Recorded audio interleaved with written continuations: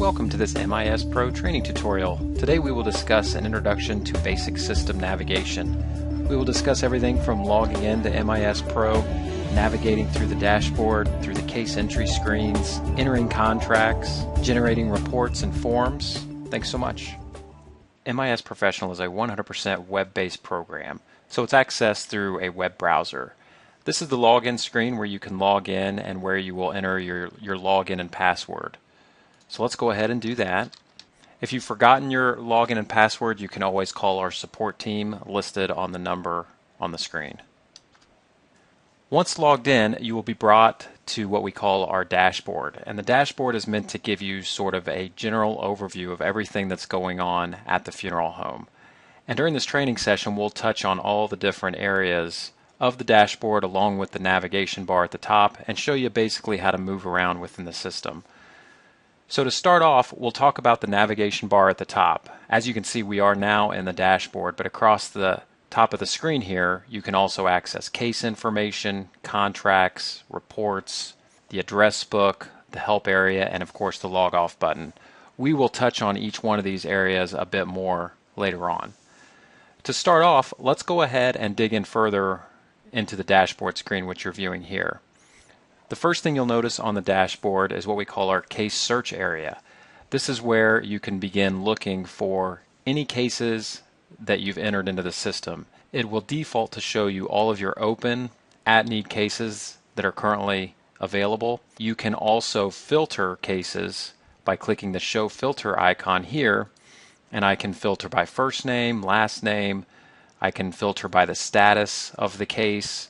I can filter pre-need or at-need cases, by funeral director, by purchaser, by dates. So there's many ways that you can filter on these to really find the cases that you're looking for. This case search area will also act as a launching point to entering new cases into the system or new pre-need cases. So you can do both your pre-need and your at-needs in MIS Professional. To start a new at-need case, I would click on the new at-need case or new AN case button here. To do a new pre-need case, we would click on new PN case. When you see the case that you want to dig into further, I can always click on it, and you'll always notice which case you're in because it will be highlighted up here at the top. So I'll always be able to look up here at the top and see which case I have activated. And another thing that's neat with MIS Professional is we have basically this flags area where you can quickly see if there's any status flags. These are also user defined, so during the setup of the system these can be changed to whatever makes sense for your funeral home. And you'll also have a visual reminder over here on the right so you can quickly see at a glance which flags are marked on which specific cases there. So that's basically the search area. As we scroll on down below, this is the checklist items section of the dashboard, and what this is meant to be is a place where you can quickly see any checklist items that are due or past due for you as a user, or if you were set up, you can also see across everybody in the funeral home. So in this particular case, I can see I'm a little bit behind with some of my tasks, and if I need to complete some of those. And as you can see, I can check them off, and that will remove them from my list here. I can also click View Report if I would like a printed version of my task list, and I can also filter on these as well by clicking the filter icon. The checklist items are really meant to be sort of a workflow management aspect of MIS Pro, and you can use these to sort of mirror maybe what you have as a printed checklist that you use at the funeral home. The next area of the dashboard is the business metrics section. The business metrics section is meant to give you an overview of just how things are going along at the funeral home. And again, might be something that would be hidden from certain users, and maybe you don't want everybody to be able to see this. But I can look at this in a number of different ways. I can see right now this is showing me our year-to-date revenue based on funeral director. And I can see average case size, total cases done by each funeral director, but you can also look at it in a number of ways. So you could look at it by service type, you could look at it by location if you wanted, you can look at it by pre-need versus at-need. So let's go ahead and change this to service code, and then when you hit the little play button here, this will update my dashboard and show us this report in a different view here. So now I can see our year-to-date revenue based on service type, so we can see how many cremations versus burials we've done. And again, if you would like a more in-depth look at this, I can always hit this View Report, and this will generate a printed version with a little bit more detail that you can dig into. So again, maybe not something everybody would see, but this is a nice visual metrics that you can have on the dashboard right as you log in. The final thing on the dashboard is the schedule at the funeral home, and this is meant to be sort of like the digital whiteboard, if you will, at the funeral home, where you can quickly log in and see everything that you have going on currently. And these can be color coordinated to match certain things, and the nice thing about this schedule is it's not some separate thing you have to manage. It will automatically update itself based on the case details that are being entered. So when I enter in a service date and time on a case, it will automatically put it out here on my schedule. And then I can click on one of these icons and see the details behind it.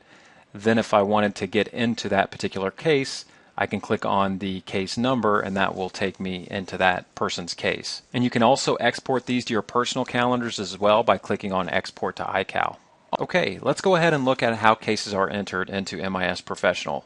When you're looking at the dashboard here, to enter a new case, whether it's pre-need or at-need, I can click on New at-need case, and this will take you to what we call the first call screen.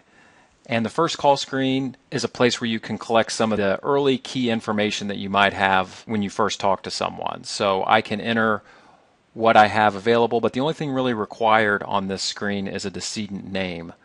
What the system will want you to do is search to make sure that this person is not already in the system. So for example, if I type in Jones, and you can type in a last name or last name comma first name. So we will search Jones, and you can see all the Jones in my system. If we maybe had put in this person before, maybe they were a pre-need or a family member on another case we had done, they would already be in here. Or if it's a brand new person that is not in the system already, I can click up here to add new and enter a new person directly into the screen. But if we wanted to select from somebody that's already in here, I can click on the name, and you'll see it brings it over. And again, I can fill in any of the other additional information that I have. Next of kin, if you've got that, I can put that in.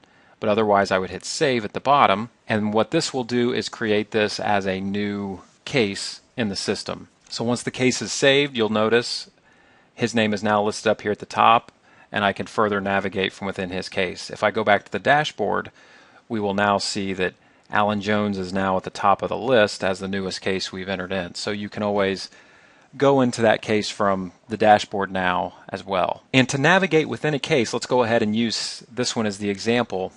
I can click on it, and I can navigate through these various screens up here at the top. So I can jump into the case summary screen by clicking case summary, or I can click on the case number, and that will also take me to the case summary screen. As you start learning this program, there's also shortcuts you can make to the different areas within that case. If I hit the cases drop down here, I can jump into any area of this case as well from this screen. But a good place to always start if you're not sure is the case summary area. So if we go into the case summary, this is really kind of a one-page snapshot of everything we've collected so far about this person. So if I wanted to edit anything, and as far as the basic decedent information here, I could. If I needed to update the at-need case information in terms of who the funeral director is, I can do that directly from this screen. Which cemetery, I can add that information in, the service type, checklist if you wanted to use a checklist on this particular case. The case summary screen is almost a launching point into all the different areas of the case. You can also click into each of these edit icons up at the top of each section to get into that particular area of the case. As we scroll down through the case summary, any documents that have been generated on this particular case would show up here. Any people associated with the case, or if you need to add individuals to the case in terms of family members, next of kin, those can be entered from here as well. I can click edit on this area. And if I want to add somebody into this, I can click on new case person and enter them in. And then I can select the relationship, and then you can also select the roles that are available. The next section is the service and event details. And again, anything that is entered here will automatically show up on the dashboard calendar that we saw. So I can click edit service or edit event to add those in. If I want to upload external documents or attachments, those can also be entered in directly on this screen by clicking the edit here. I can upload signed contracts, insurance assignments forms, pictures, anything like that you want to store in the cloud, if you will, on this case, you can upload to the system.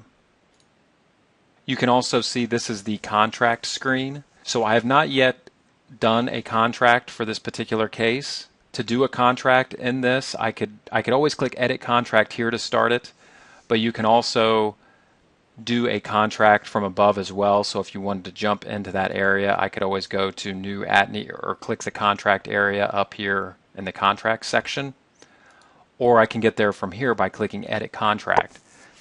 And the way contracts are done in MIS Pro is when we set up your system, we will upload different templates. So you might have different contract templates for burial versus cremation, and then you might have different packages within those templates. So I can quickly come here and choose which type of template I want to use. So maybe this is a burial.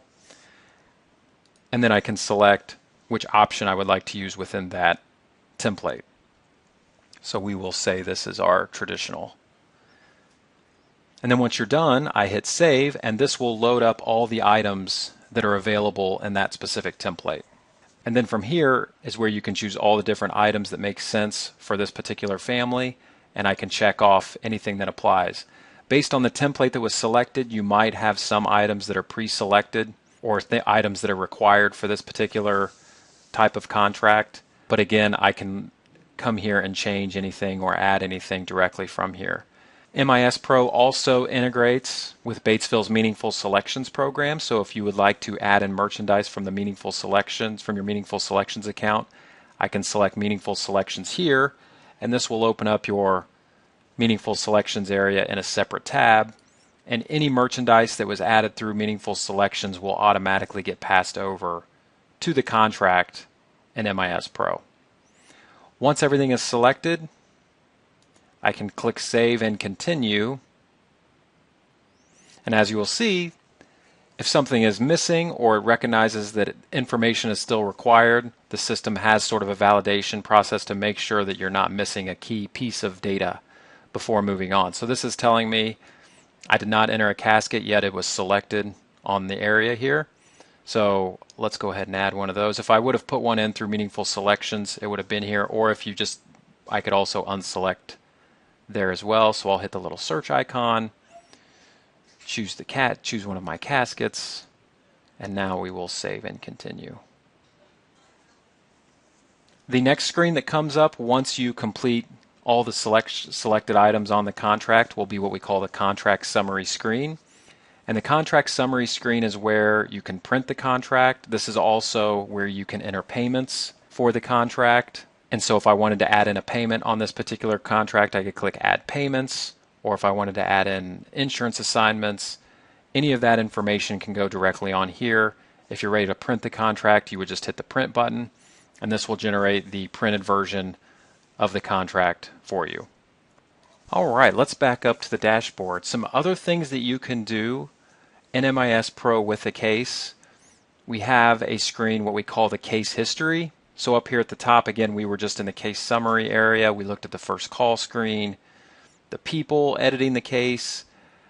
The case history section is a neat area where you can basically will show you a history of all the changes or updates that have been made to the case and who made them. So I can see all these changes I've made, and of course it linked me as the user that made those changes. So that'll give you sort of a audit trail, if you will, of any changes or updates that have been made to a specific case, which can be helpful. There is also a section in here called Case Name Associations. So when you are in a case, when I hit the Cases drop down, under the Cases drop down here, if I click Case Name Associations, this will show me everybody on the case and if there were any additional contracts that were made for this case already in the system.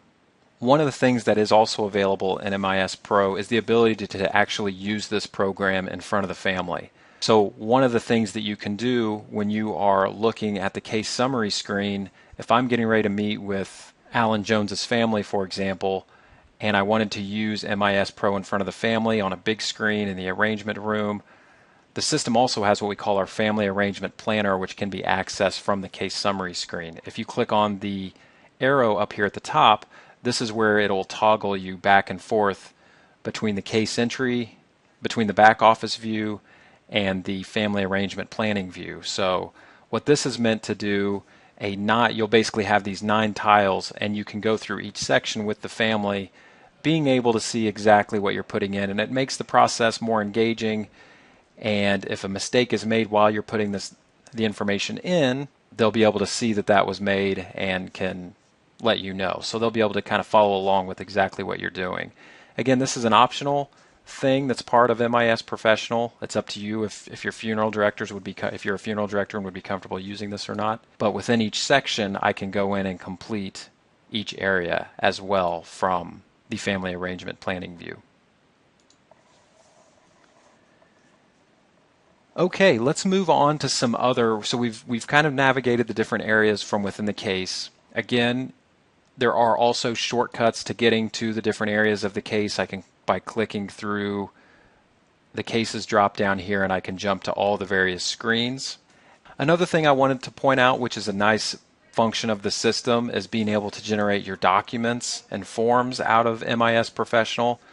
To do that, again, you would select the case that you would like to generate the forms with. So for example, if it's Glenn Robinson, I can select his case. If I come to the cases drop down up here, I can then navigate over to custom forms and documents. All of your state and federal required forms we will preload into the system, and we will also teach you how to create your own forms as well. For this particular video, I've already got a number of them listed in here, and I can quickly choose which form I need. So for example, if we needed the Alabama death certificate, for example, in this case, I can select the form, hit the little print icon, and it will begin to generate. And you can see all of his information gets automatically entered into this particular form.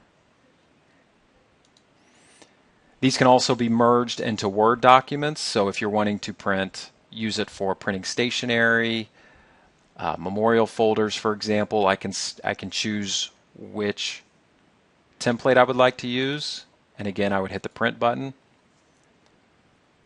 And basically anything in a Word document you can upload into MIS Pro and have it fill in the information for you. So this is an example of a memorial folder where it filled in all of Glenn's information, and then I could print this out on whatever stationery I needed. The next thing we're going to talk about is the reporting area and where you access reports. To access the reports, I can click on the reporting section here and go to reports selection. And we've got a number of reports listed in the system. You can sort them by description, you can sort them by category. We've got cash receipt reports, sales type reports, and then within each report, when you run them, there's additional criteria that you can fill in. So for example, if we wanted to run a sales type report, I could run my product sales summary, click run.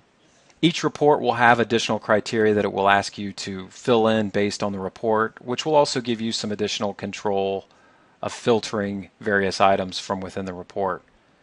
So in this particular one, it would like a date range, so we will say from July 1st through September 1st. It wants me to select locations, so we will select all, and then you can click View Report. The reports by default will come out in a nice printable format, but if you would like to export them into an Excel or another type of file, I can choose which file type and click the export button here to modify the export option. MIS Pro also will operate as your accounts receivables arm for your business.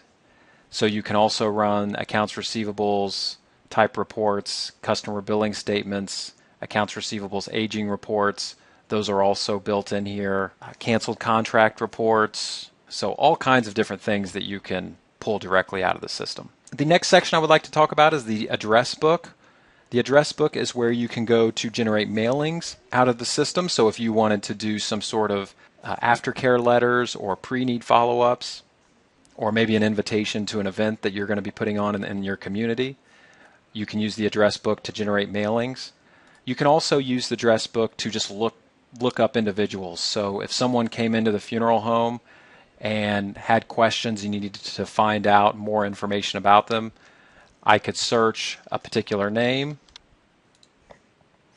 And if you see the person in here, so perhaps Edwin Johnson walked into the funeral home, I can click on his name. And a neat thing you can also do is click on name associations, and this will show you any cases that this person was associated with.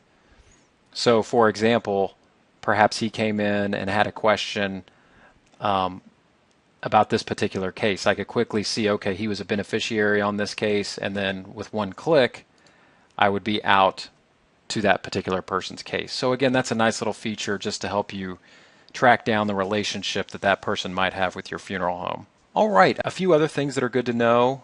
When you're in MIS Pro, if at any point you have questions or need help, the help icon is always up here, and when you click on it, whatever page you are on, it will automatically take you to the help area for that particular page. So I was just looking at the case summary screen, so of course it's pulling up the help documentation on the case summary screen and asking if you have questions. You can quickly look and find the information you need.